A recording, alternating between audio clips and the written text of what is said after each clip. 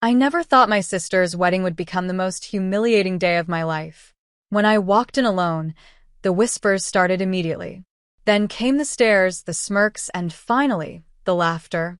"She came alone," my sister Vanessa announced with a mocking smile. The room erupted in laughter. Just as tears threatened to fall, the doors opened. A gorgeous stranger walked in, locked eyes with me, and changed everything with 7 simple words. "Sorry I'm late, love." Before I share how this stranger turned my nightmare into something unexpected, let me know where you're watching from. Drop your location in the comments, hit that like button, and subscribe to hear more stories about family drama and unexpected romance. Now, let me take you back to where it all began. The wedding invitation arrived on a Tuesday, its gold-embossed letters gleaming against cream cardstock. I traced my finger over the elaborate script announcing my sister Vanessa's marriage to her college sweetheart, Tyler. While most sisters would feel joy, I felt only dread pooling in my stomach. Growing up, Vanessa had always been the perfect daughter. She excelled in school, participated in every extracurricular activity imaginable, and always brought home the kind of boyfriends our parents approved of. Meanwhile, I struggled to fit in, chose art over academics, and dated guys who made my father's expression sour the moment they walked through our door. "Don't forget to RSVP with your plus one," my mother Diane said during our weekly phone call, her voice carrying that familiar note of expectation. "Everyone's bringing someone." I clutched the phone tighter. "Mom, Marcus and I broke up 2 months ago. You know that." "Well, surely you've met someone new by now?" "What about that guy from your office your friend Grace mentioned?" "He's married, Mom." Oh. The disappointment in her voice was palpable. "Well, you still have 3 weeks. Plenty of time to find someone suitable." The calls continued as the wedding approached. Each time, different variations of the same question. "Have you found a date yet?" From my mother, my aunts, even my younger cousins. The wedding was becoming less about Vanessa's happiness and more about my failure to secure a man to stand beside me. I considered not attending at all, but that would only confirm what they already thought, that I was bitter, jealous, and couldn't stand to see my sister happy. So I decided to go alone, to prove I was strong enough to face their judgment. Shopping for my dress was a lonely affair. I'd always imagined doing this with my mother or sister, but Vanessa was busy with her own wedding preparations, and my mother was too preoccupied with ensuring everything would be perfect for her favorite daughter's big day. The nights before the wedding were filled with anxiety dreams. In one, I arrived at the church, and everyone pointed and laughed. In another, the priest asked if anyone objected to the marriage, and my entire family stood up to declare I wasn't worthy of love. My friend Grace suggested I hire an escort service. "Just for appearance's sake," she said over coffee. "Nobody has to know he's not really your boyfriend." I considered it briefly, but decided against it. "That would only prove I'm as desperate as they think I am," I told her. "Besides, what happens when they start asking questions about our relationship? The whole thing would fall apart." "Then you're braver than I am," Grace said, squeezing my hand. "Just remember, their opinions don't define your worth." I nodded, wishing I could believe her. But years of being compared to my sister had left their mark, and as the wedding day approached, I could feel myself shrinking, becoming smaller in anticipation of their judgment. The night before the wedding, I laid out my emerald green dress on the hotel bed. It was beautiful, perhaps too beautiful for someone attending alone. For a moment, I considered exchanging it for something less noticeable, something that would help me blend into the background. But then I remembered Grace's words. I deserve to look and feel beautiful, regardless of whether I had a man by my side. As I fell into a restless sleep, I promised myself I would hold my head high tomorrow. I would smile through their pity and laugh off their comments. I would show them that Alana Carter didn't need a +1 to be complete. But deep down, I knew it wouldn't be that simple. The morning of Vanessa's wedding dawned bright and clear, mocking my dark mood. I stood in front of the hotel mirror, applying my makeup with trembling hands. Each brush stroke felt like armor I was putting on for battle. My phone buzzed repeatedly with messages from cousins I hadn't spoken to in months. "Can't wait to meet your date," texted cousin Monica. Is he cute? Bring him to our table, wrote cousin Jessica. I ignored them all. The drive to the church was torture. Twice I nearly turned around, concocting excuses in my head. Food poisoning, flat tire, sudden death. Anything seemed better than facing my family alone. But I kept driving, knuckles white against the steering wheel. The church parking lot was already filled with cars when I arrived. Couples walked arm in arm toward the entrance, women in colorful dresses, men in sharp suits. I sat in my car watching them, postponing the inevitable. You can do this, I whispered to my reflection in the rearview mirror. It's just one day. Walking into the church felt like walking into a spotlight. Heads turned, eyes widened, whispers began. I clutched my purse tighter and forced a smile. Alana, you made it. My Aunt Patricia approached, her eyes darting behind me, searching for a companion who wasn't there. Oh, you came alone? Well, that's brave. Nice to see you too, Aunt Patricia, I said, trying to keep my voice steady. You know, your cousin Jennifer's friend's son is single. Very handsome. I could introduce you at the reception. I'm fine, thanks. I moved past her before she could see the flush creeping up my neck. I chose a seat in the back row, hoping to remain invisible. No such luck. Uncle Steve spotted me and made his way over. All by yourself, huh? He said loudly enough for nearby guests to hear. Well, more room to spread out, right? He laughed at his own joke. From my seat, I could see Vanessa being photographed with her bridesmaids outside the church. They were laughing, flower bouquets held aloft, sunshine glinting off their matching necklaces, gifts from Vanessa, no doubt. I hadn't been asked to be a bridesmaid. It's nothing personal, Vanessa had explained when I'd confronted her about it. It's just that my friends and I have been planning this since college. You wouldn't fit in with the aesthetic. The aesthetic. As if that mattered more than having her only sister stand beside her. The organist began playing, signaling the start of the ceremony. Guests settled into their seats. I noticed a few empty chairs around me, creating an island of solitude in a sea of pairs. As the bridal march began and everyone stood, I felt a lump form in my throat. Vanessa looked radiant walking down the aisle on our father's arm. Her dress was everything she'd dreamed of, an extravagant ball gown with a cathedral train. Dad looked proud, his chest puffed out, eyes misty. I wondered if he'd look that proud walking me down the aisle someday. If that day ever came. Throughout the ceremony, I couldn't help but notice how often the priest mentioned partnership, unity, and companionship. Each word felt like a personal attack, a reminder of what I lacked. By the time Vanessa and Tyler exchanged rings, I was counting the minutes until I could escape to the reception, where at least there would be alcohol. As guests filed out of the church, I hung back, not wanting to get caught in conversation. I overheard my mother talking to a relative. No, Alana's not seeing anyone right now. She's focusing on her career. The false brightness in her voice made me cringe. My career as a graphic designer was successful, but in my family's eyes, no professional achievement could compare to landing a husband. The gap between the ceremony and reception stretched before me like a desert. While family groups took photos on the church steps, I retreated to my car, blasting the air conditioning and scrolling mindlessly through social media. Everyone seemed to be part of a pair, even online. Happy couples at beaches, restaurants, concerts. I tossed my phone onto the passenger seat in frustration. An hour later, I pulled up to the reception venue, an elegant country club overlooking a lake. The same scene played out again, couples emerging from cars, holding hands, adjusting each other's attire. I took a deep breath and stepped out into the sunshine, smoothing down my dress and squaring my shoulders. Just one day, I reminded myself, you can survive anything for one day. But as I walked toward the entrance, a voice in my head whispered back, can you really? The reception hall was a vision in white and gold, exactly as Vanessa had described in her countless wedding planning calls. Crystal chandeliers hung from the ceiling, casting a warm glow over elegantly set tables. A massive dance floor stretched before a stage where a live band was setting up. Name?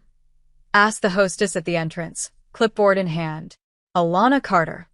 Her eyes scanned the list. Ah, yes. You're at table 17. Table 17 turned out to be what could only be described as the singles table, tucked away in a corner far from the bride and groom. My companions included 2 teenage cousins glued to their phones, my recently divorced Uncle Howard, and my grandmother's friend Ruth, who was at least 85 and kept asking if I was the waitress. No, Ruth, I'm Robert's daughter. I explained for the 3rd time. Who? Robert. Diane's husband. The father of the bride. Oh. She squinted at me. You're not married, are you? I took a large sip of wine. As guests mingled during cocktail hour, I made my obligatory rounds, plastering on a smile so fixed my cheeks hurt. At the photo booth set up for couples, the photographer looked at me expectantly. Just me, I said. Oh. He seemed confused by the concept. We could wait for your partner? There isn't one. Can you just take the photo? The resulting picture showed me standing awkwardly alone against a backdrop of intertwined hearts and the words, Vanessa and Tyler forever. I was heading back to table 17 when I overheard my name from a nearby conversation group. Poor Alana, my mother's friend Barbara was saying. I thought she and that Marcus boy would go the distance. Diane says she's devastated. Well, she's not getting any younger, replied another woman. 30 next year, isn't she? The good ones get snatched up quick. I quickened my pace, cheeks burning. I wasn't devastated about Marcus. Our relationship had been comfortable but passionless, ending with a mutual recognition that we wanted different things. But my family had created their own narrative. Poor Alana, dumped and desperate. Dinner was announced and guests took their seats. The bridal party made their grand entrance, Vanessa and Tyler last, beaming as they stepped onto the dance floor for their first dance. They moved gracefully to their chosen song, Forever Yours, while guests watched adoringly. After the father-daughter dance, during which I studiously examined my nail polish, it was time for speeches. Tyler's best man went first, followed by Vanessa's maid of honor, both sharing touching and funny stories.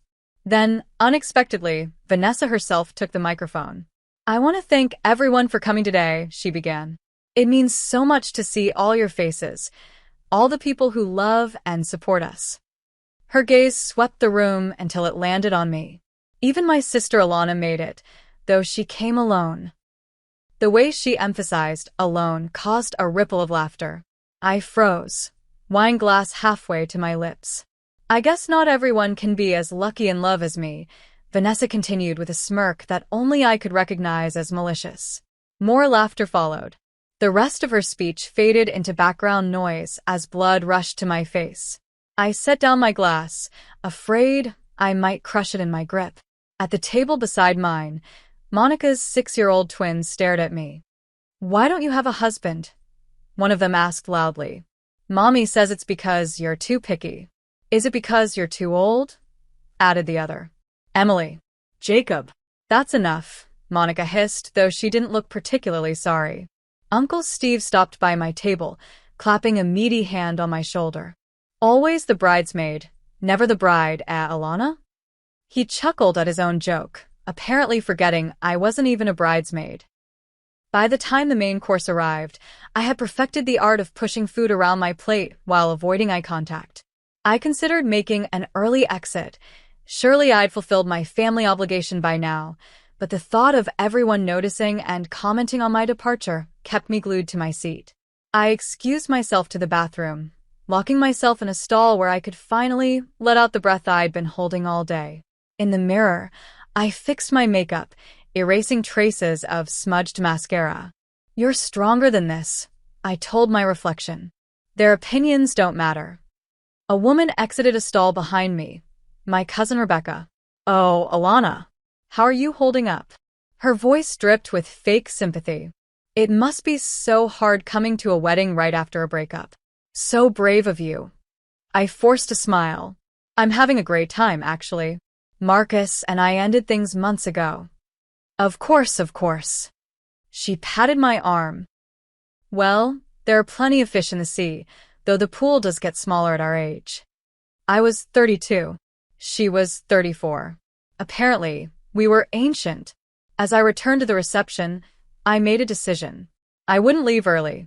I wouldn't hide in corners. I would hold my head high and show them all that I didn't need their pity or their backhanded comments. I would dance, drink champagne, and even catch the damn bouquet if it came my way. I was done being the family's favorite target. What I didn't know was that fate had other plans that would arrive in the form of a stranger about to walk through the reception hall doors. The band had just launched into an upbeat number, and the dance floor was filled with swaying couples when the side door to the reception hall opened. I wouldn't have noticed except that several heads turned in that direction, momentarily distracted from the festivities. A man stepped inside, tall, with dark hair swept back from a face that belonged on a magazine cover. He wore a perfectly tailored suit that suggested both money and taste. He paused at the entrance, scanning the room with confident ease, as if assessing a battlefield before engaging. Conversations nearby faltered as people tried to place him. Was he a friend of the groom? A distant relative? No one seemed to know. I watched with mild curiosity from my position at the bar, where I'd been nursing a gin and tonic and trying to look purposefully alone rather than abandoned.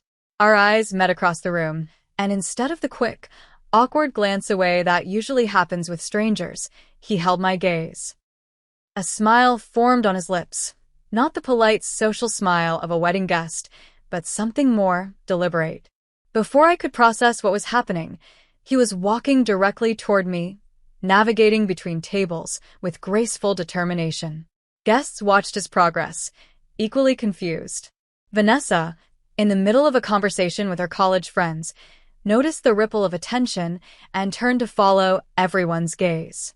Her expression shifted from curiosity to suspicion as she watched the stranger approach me. He stopped directly in front of me, close enough that I could smell his cologne, something woody and expensive. "Sorry I'm late, love," he said, loud enough for nearby tables to hear. Then he leaned in and kissed my cheek, his hand resting comfortably on the small of my back. Traffic was a nightmare, and then the client meeting ran over. I stared at him, speechless. In the silence that followed, you could have heard a pin drop. Glasses paused midway to lips. Forks hovered over plates. My entire family seemed to collectively hold their breath. "You remember me mentioning that big project deadline?" he continued smoothly. "All sorted now. I wouldn't have missed this for the world." From the corner of my eye, I could see Vanessa frozen mid-conversation, her champagne flute tilted dangerously. My mother's mouth had formed a perfect O of surprise.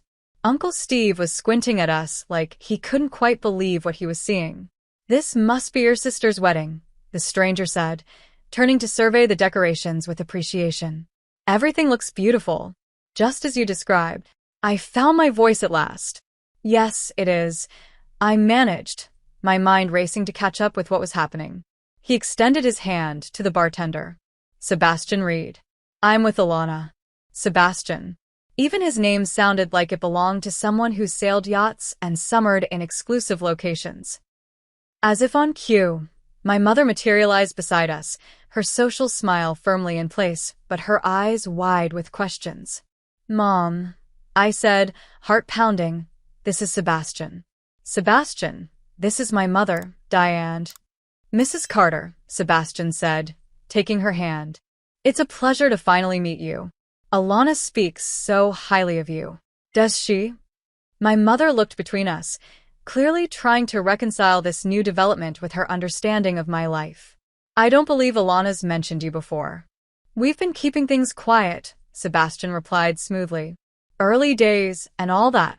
But when Alana invited me to the wedding, I couldn't resist the chance to meet her family." "How did you two meet?" my mother pressed, ever the interrogator.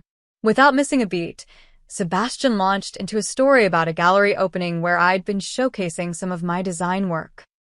He described specific pieces that could plausibly have been mine, mentioned mutual friends who didn't exist, and even recalled our first date at a restaurant I'd actually been to once. The detail was impressive and completely fabricated. "You should have told us you were bringing someone," my mother said to me, her tone caught between accusation and delight. "I wasn't sure he could make it," I replied, finding my footing in this unexpected charade. His schedule is pretty unpredictable. International clients, Sebastian added with a modest shrug. The price of success, unfortunately. My mother was practically glowing now. Well, you simply must come meet Robert, Alana's father. And Vanessa, of course. The bride will want to know who's crashed her special day. She laughed. All earlier condescension toward me evaporated. As she led us toward the head table, Sebastian leaned close to my ear. Just go with it, he whispered. I saw what was happening from the service entrance. Nobody deserves to be humiliated like that. Who are you? I whispered back. Photographer's assistant at the Johnson wedding next door. On break. I'll explain more later. Before I could respond, we were standing before Vanessa, whose perfect smile had turned brittle at the edges. Vanessa, congratulations, Sebastian said, extending his hand to my sister. Your wedding is absolutely stunning. Alana showed me some of the planning pictures, but they didn't do it justice. Vanessa shook his hand automatically. Thank you, she said, her eyes narrowing as they flicked between us. Funny, Alana never mentioned she was seeing anyone. That's my fault, Sebastian said. I've been traveling so much for work, we hardly had time to tell anyone. I insisted she keep our RSVP as just her, since I wasn't sure I could make it back from Tokyo in time. Tokyo, my father said, appearing beside Vanessa. What line of work are you in, son? Investment consulting, sir. Helping companies expand into Asian markets. My father's expression brightened considerably. Unlike my creative career, which he'd always viewed with skepticism, finance was a profession he understood and respected. Robert Carter, he said, offering a firm handshake. Wish we'd known you were coming. We could have seated you properly. Not a problem at all, Sebastian assured him. I'm just happy I made it in time for the reception. As my parents and Vanessa peppered Sebastian with questions, all of which he answered with remarkable consistency and confidence, I noticed the shift in how they looked at me. Suddenly, I wasn't the pathetic single sister anymore. I was the woman who had attracted this successful, handsome man. My value had instantly increased in their eyes, not because of anything I had done, but because a man had chosen me. The realization should have angered me, but in that moment, all I felt was relief and a strange, bubbling gratitude toward this mysterious stranger who had swooped in to rescue me from my family's judgment. Would you like to dance? Sebastian asked after successfully navigating the family inquisition. The band was playing a slow song. Couples swayed together on the dance floor. I'd love to, I replied, allowing him to lead me away from my still curious family. As we stepped onto the dance floor, Sebastian's arms circled my waist with practiced ease. I think we're convincing them, he murmured, guiding me into a gentle rhythm. Just relax and follow my lead. Why are you doing this? I asked, still bewildered by his intervention. His expression softened. Let's just say I've been in your shoes. Family can be the cruelest audience sometimes. As we danced, I felt dozens of eyes on us, reassessing everything they thought they knew about Alana Carter. And for the first time that day, I smiled, really smiled, at the beautiful absurdity of it all. Sebastian was an excellent dancer. Despite never having practiced together, we moved in perfect synchrony, as if we'd been partners for years. His hand on my back guided me confidently through turns and steps I didn't know I could execute. Where did you learn to dance like this? I whispered as he effortlessly spun me. Ballroom classes in college, he replied. My mother insisted. Said no son of hers would clump around a dance floor like a wounded buffalo. I laughed, the sound surprising me. It was the first genuine laugh I'd had all day. So, Sebastian Reed, I said quietly as we swayed to the music. Tell me about yourself. The real version, not the one you just fed my family. What do you want to know? Start with why you're really here. He glanced around to ensure no one was within earshot.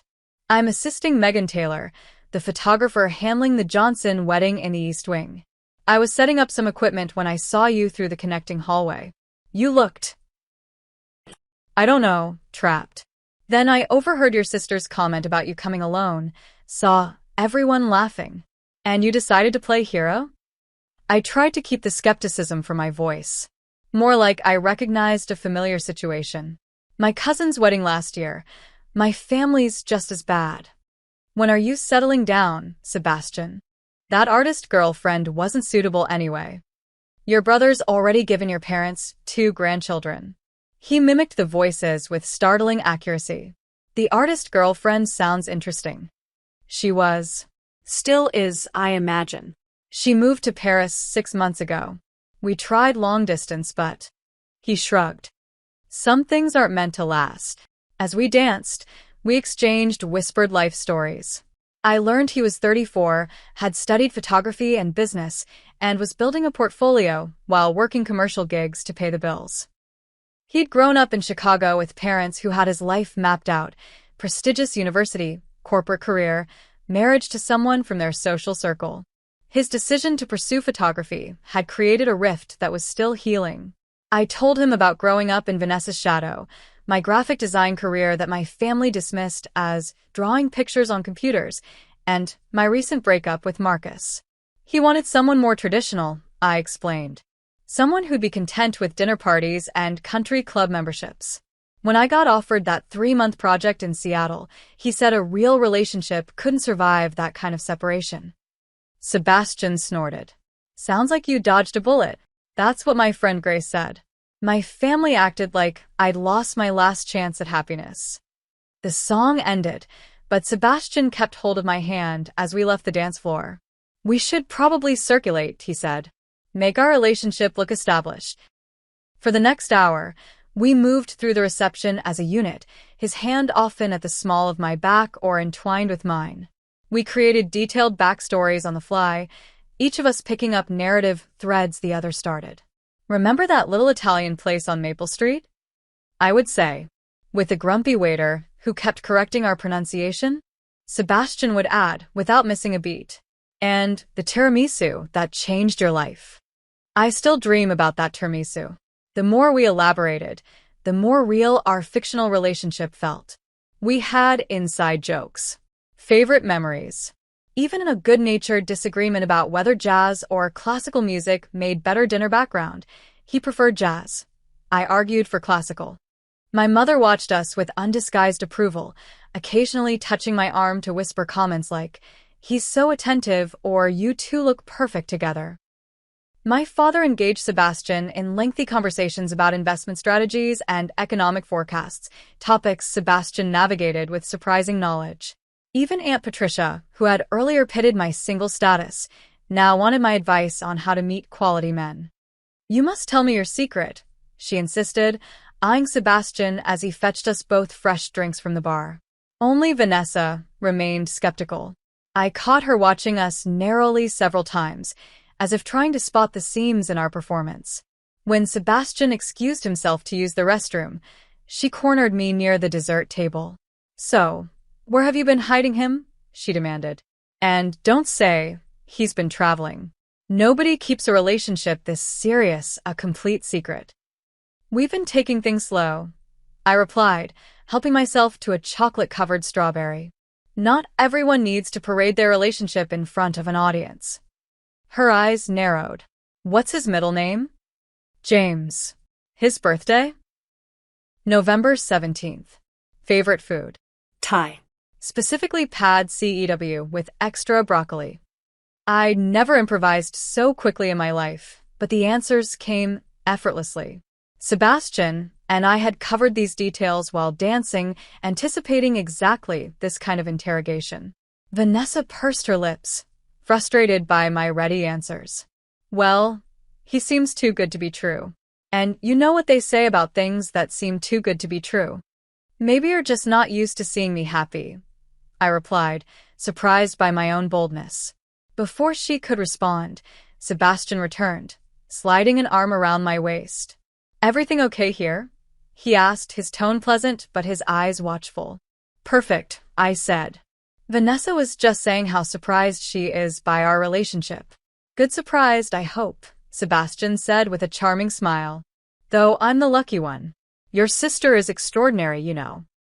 Her design work alone is incredible, Have you seen the campaign she created for the Westfield project? Revolutionary approach to visual storytelling. He went on to describe, in impressive detail, a project I had indeed worked on last year but had rarely discussed with my family, who showed little interest in my career achievements. The fact that Sebastian had somehow gleaned this information and was now championing my work to my dismissive sister made something warm unfurl in my chest. Vanessa's expression wavered between suspicion and surprise. I didn't realize you were so familiar with Alana's work, she said. How could I not be? It's a huge part of who she is. The way Sebastian looked at me then, with genuine admiration, made me momentarily forget this was all pretense. As the evening progressed, I spotted a familiar face across the room. Marcus, my ex-boyfriend, with his new girlfriend Nicole. My mother had mentioned he might attend. He and Tyler had been college roommates, but seeing him still sent an uncomfortable jolt through me. Sebastian noticed my sudden tension. What's wrong? I nodded discreetly toward Marcus. Ex-boyfriend. 3 o'clock. Blue tie, blonde date. Sebastian assessed them without being obvious. Ah, The traditional guy. He looks exactly as I imagined. Very conventional. Be nice, I murmured, though I appreciated his subtle support. Should we say hello? Establish our blissful coupledom. I hesitated. I don't know if. Too late. Marcus had spotted us and was heading our way, Nicole in tow. Alana, he said, his smile not quite reaching his eyes. Good to see you. You too. I replied automatically. This is Sebastian. Sebastian, this is Marcus and Nicole. Sebastian shook Marcus's hand firmly. Pleasure. I've heard a lot about you.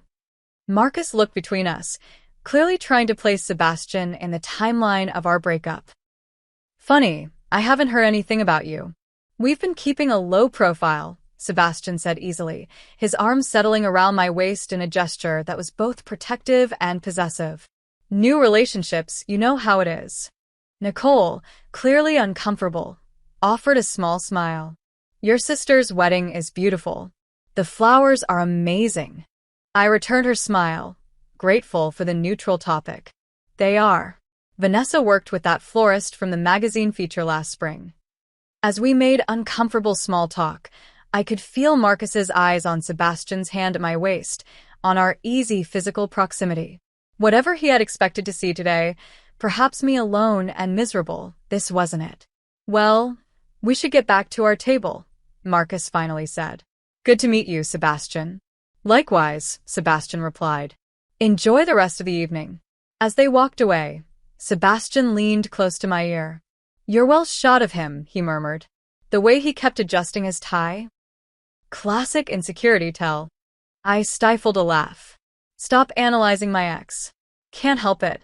Photographer's eye. We notice details. He guided me toward the glass doors, leading to the venue's balcony. Come on.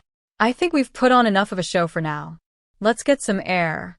Outside, the evening air was cool and refreshing after the stuffy reception hall.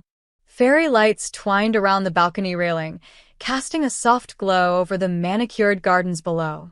In the distance, the lake reflected the moon, a perfect silver disk on dark water.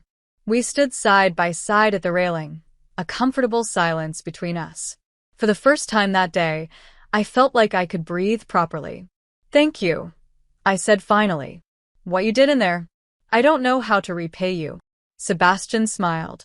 Consider it my good deed for the year. Besides, it's been the most entertaining wedding I've ever attended, and I've worked dozens. still. It was kind, especially since you don't know me at all. He turned to face me, his expression thoughtful. Sometimes strangers see us more clearly than the people who are supposed to know us best. Your family looks at you and sees what they expect to see. I looked at you and saw someone drowning in their expectations. The accuracy of his assessment made my throat tight.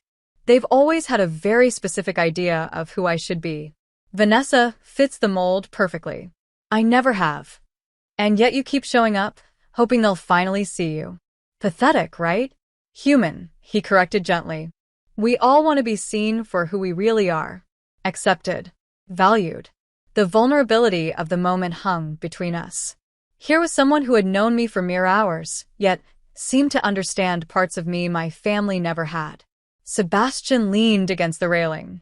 For what it's worth, from what I've seen today, they're the ones missing out, not seeing how remarkable you are.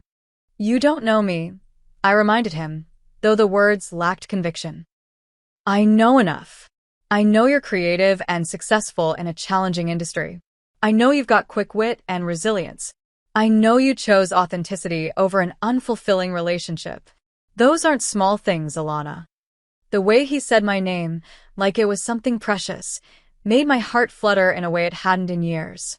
We were standing closer now, the space between us charged with something neither of us had anticipated.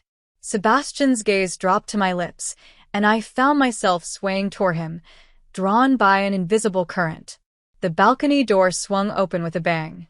We jumped apart like guilty teenagers. Vanessa stood in the doorway, her wedding dress gleaming in the fairy lights.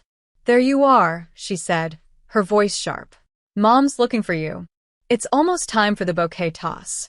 Her eyes moved suspiciously between Sebastian and me.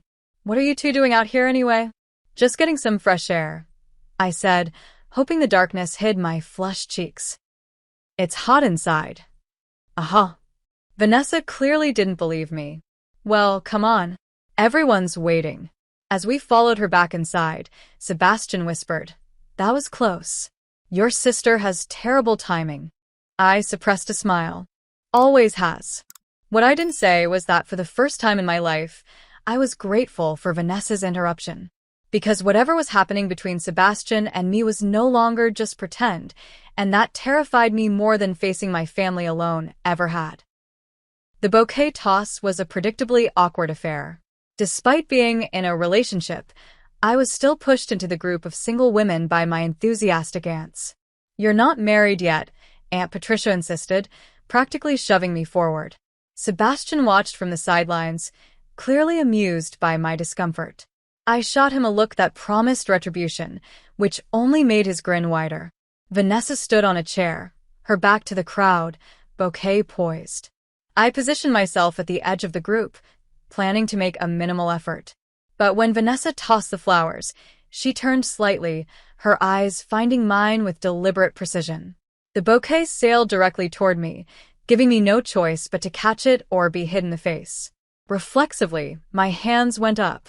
The bundle of white roses and baby's breath landed squarely in my arms. A cheer went up.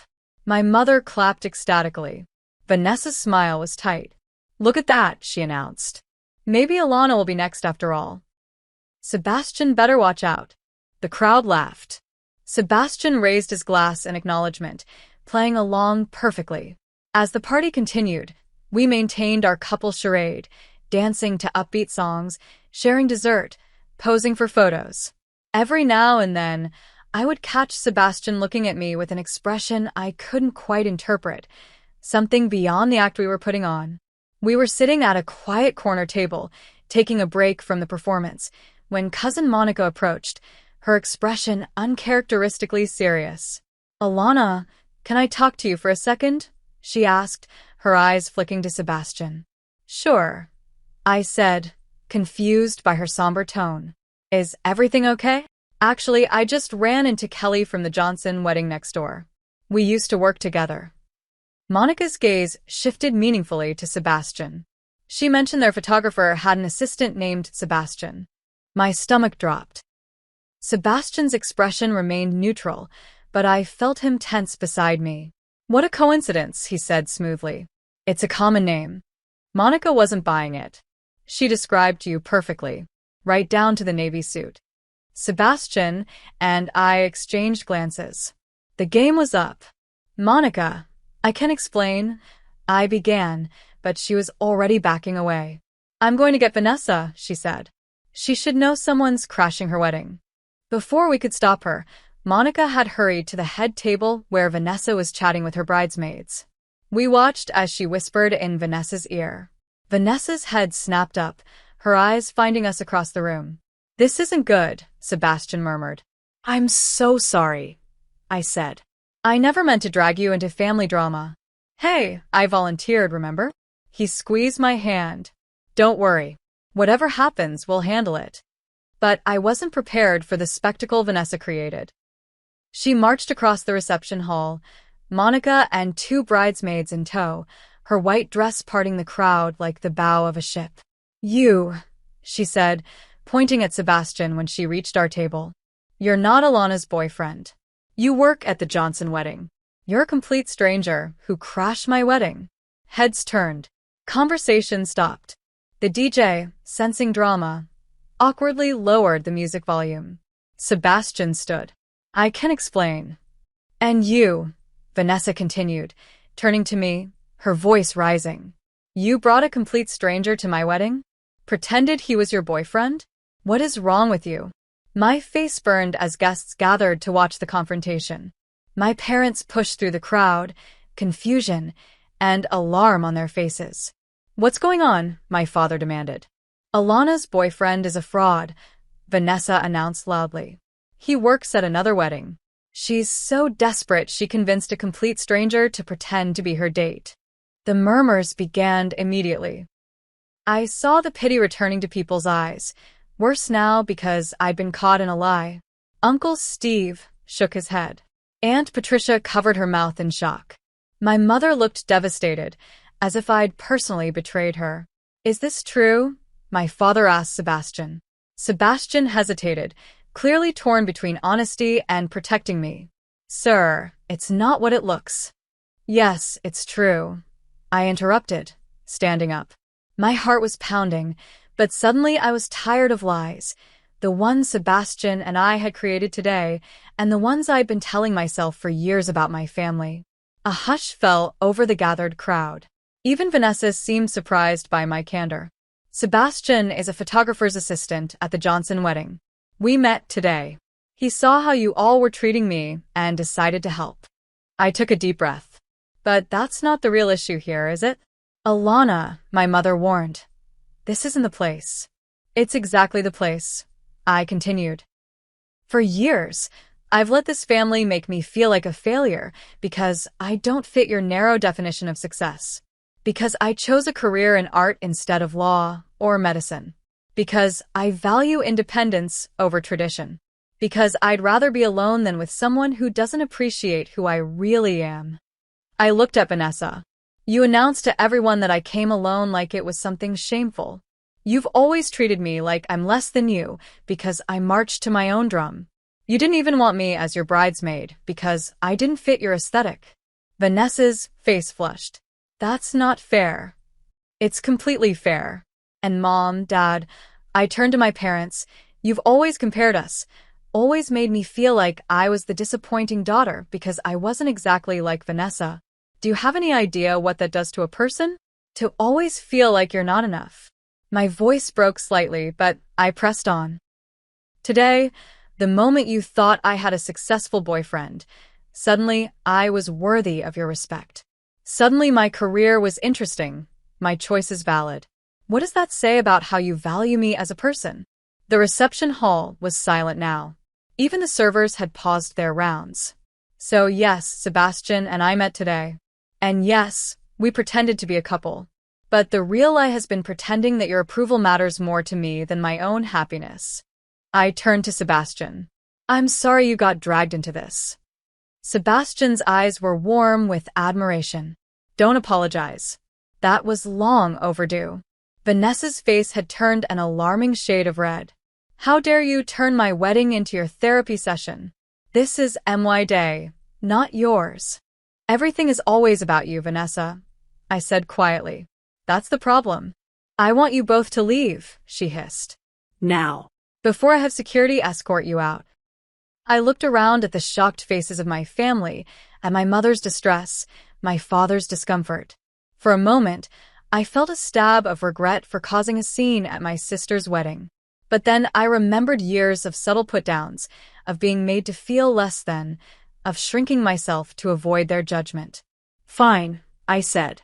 Congratulations on your marriage. I hope it brings you joy. I turned to Sebastian. I think we've outstayed our welcome. He nodded, offering me his arm with a formal gesture that somehow transformed our exit from an expulsion into a choice. "Shall we?" With my head held high, I took his arm, and we walked through the parting crowd toward the exit. No one tried to stop us. No one spoke. The only sound was the click of my heels on the polished floor and the faint rustle of my dress. As we pushed through the double doors into the cool night air, I expected to feel shame or regret. Instead, I felt something unexpected: freedom. The night air hit my face like a splash of cold water, bringing clarity after the heated confrontation inside. For a moment, Sebastian and I stood in silence on the venue steps, the muffled sounds of the reception resuming behind us. "Well," Sebastian finally said, "that was a disaster?" I offered. I was going to say magnificent. He grinned. "You were magnificent." I laughed, a slightly hysterical sound that released some of the tension. "I just blew up at my entire family at my sister's wedding. I'll never hear the end of this." "Probably not," he agreed. "But was it worth it?" I considered the question seriously. "Yes," I said, surprising myself with the certainty in my voice. "It was worth it." Sebastian checked his watch. "My shift at the Johnson wedding ended 20 minutes ago. Are you hungry? There's a diner about 10 minutes from here that serves breakfast all night." The idea of pancakes and coffee suddenly seemed like the perfect epilogue to this strange day. "I'm starving, actually." I was too nervous to eat anything inside. "Pancakes it is, then." We drove separately, meeting in the diner's parking lot. The place was nearly empty at this hour, just a few truckers at the counter and a group of teenagers in a corner booth, coming from or going to some late-night adventure. We slid into a booth by the window, the vinyl seats squeaking beneath us. A tired-looking waitress named Brenda brought menus and coffee without being asked. "You look like you need this," she said, pouring the steaming liquid into thick, white mugs. "You have no idea," I replied. Once we'd ordered chocolate chip pancakes for me, Denver omelet for Sebastian, we finally had a moment to process everything that had happened. "I should be mortified," I said, warming my hands on the coffee mug. "But I mostly feel relieved." "Sometimes the truth is like that," Sebastian replied. "Scary to face, but freeing once it's out." I've never stood up to them like that before. I always just took it, tried to be what they wanted. What changed? I considered the question. You, partly. Seeing myself through your eyes today, someone who valued me without conditions, without history. It made me realize how little I valued myself. Sebastian's expression softened. "For what it's worth, I wasn't pretending when I talked about how impressive you are. Your work, your independence, your quick thinking, all real. Even though you've known me for less than 6 hours? Sometimes 6 hours is enough to see someone clearly." Our food arrived, steaming and generously portioned. As we ate, we talked more about our lives, no longer needing to maintain a fictional relationship, but genuinely interested in learning about each other. Sebastian told me about his photography, showing me some of his work on his phone, stunning black and white portraits that captured raw emotion in everyday moments. "These are incredible," I said, swiping through the images. "You have a real gift." "Thanks. My parents still think it's a hobby I'll outgrow." He shrugged. "Maybe someday they'll come to a gallery showing and finally get it. Or maybe they won't. I'm learning to be okay with either outcome." "That's what I need to learn," I admitted. "How to be okay with disapproval. It gets easier. And it helps to have people in your corner who get you. Do you have that?" I thought of Grace, my supportive colleagues, the clients who valued my creative vision. Yes. I've just been giving those relationships less weight than they deserve. As the night deepened around us, the diner's fluorescent lights creating a bubble of warmth against the darkness outside, something shifted between us. The pretense was gone, but the connection remained stronger now because it was real. "I should probably give you my real number," Sebastian said as we finished our meal. "In case you need a fake boyfriend for another family event." I laughed. "I think my family events are off the table for a while, but I'd like your number anyway." We exchanged phones, each entering our contact information. When he handed mine back, I saw he'd saved himself as Sebastian, real boyfriend application pending. Confident, aren't you? I teased. Hopeful, he corrected with a smile that made my heart skip. On the drive home to my apartment, I expected the emotional crash to hit: regret, embarrassment, anxiety about family fallout. Instead, I felt strangely peaceful. Whatever came next with my family would be difficult, but at least it would be honest. My phone buzzed with texts and missed calls, from my parents, from relatives, even one from Vanessa. I turned it off. They could wait until tomorrow. There was one message I did read, though, from Sebastian. Home safe? I had a great time tonight, despite the dramatic finale. Or maybe because of it. Would you like to have dinner sometime? A real date this time. No family drama required. I smiled as I typed my reply. Home safe. Dinner sounds perfect. Let's start over, no pretending this time. In the days that followed, the family fallout was exactly as messy as I'd expected. My mother called daily, oscillating between hurt accusations and tentative attempts to understand. My father was more distant, uncomfortable with emotional confrontation. Vanessa didn't speak to me at all. Some relatives surprised me, though. Aunt Patricia called to say she'd always admired my independence, but didn't know how to express it. Uncle Steve sent an awkward but sincere email apologizing for his thoughtless comments over the years. Even cousin Monica reached out, admitting she sometimes envied my freedom from conventional expectations. Sebastian and I had our first real date a week after the wedding. Dinner at a small Italian restaurant, nothing like the fictional one we'd created in our fake relationship stories. We talked for hours, discovering genuine common ground and interesting differences. The connection we'd felt during our charade had been real, even if the circumstances weren't. By the time Vanessa and Tyler returned from their honeymoon, Sebastian and I had been on 5 dates.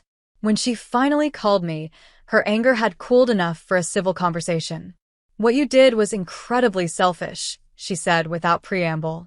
What you've been doing my entire life was incredibly hurtful, I countered. I'm not apologizing for finally standing up for myself. After a long silence, she sighed. I never realized you felt that way. You never asked. Another silence. Are you really dating that photographer guy now? I couldn't help but laugh at the irony. Yes. And his name is Sebastian. Mom will be thrilled, she said, and I detected the ghost of humor in her voice. 6 months later, Sebastian and I attended my cousin Jessica's baby shower together, our first family event as a genuine couple. The reception was mixed. Some relatives welcomed us warmly, others maintained a cool distance. My mother was cautiously supportive, having gradually accepted that her relationship with me needed to change if she wanted to remain in my life. As Sebastian and I slow danced at the after-party, yes, my family throws after-parties for baby showers, he pulled me close and whispered, "Remember when we first danced like this? Pretending to be in love." We were pretty convincing, I replied, resting my head on his shoulder. I wasn't entirely pretending, he admitted. Even then, I was already falling for you. Even when I was having a public meltdown at a wedding? Especially then.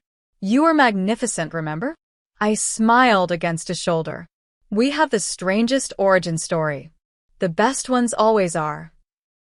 As we swayed to the music, surrounded by my imperfect family in this imperfect moment, I realized something important. Happiness wasn't about gaining everyone's approval or meeting external expectations. It was about being true to yourself and finding people who valued that truth. Sometimes it takes a stranger to help you see yourself clearly. And sometimes that stranger becomes the person who knows you best of all. What about you? Have you ever had to stand up to family expectations or found connection in an unexpected place? Share your story in the comments below. And if you enjoyed this journey of self-discovery and unexpected romance, please like, subscribe, and share with someone who might need to hear that it's okay to be their authentic self. Thank you for joining me today, and remember, sometimes the most beautiful beginnings come from what feels like a disaster in the moment.